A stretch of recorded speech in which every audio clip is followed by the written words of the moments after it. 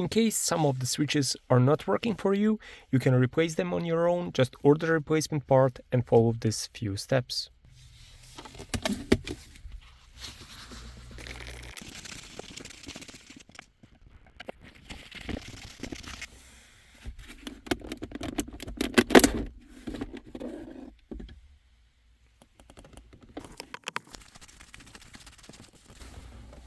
Now we need to remove this plastic.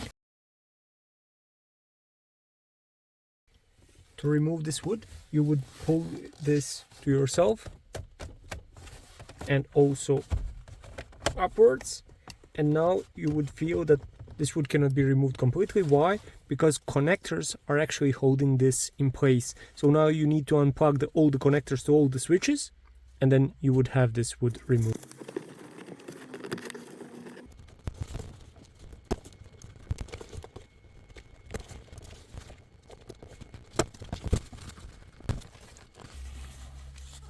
All these pins have the unique layout, so you will know which connection goes to which one, and they already sitting in place. If you want to change this, label them somehow so you know which way to go back.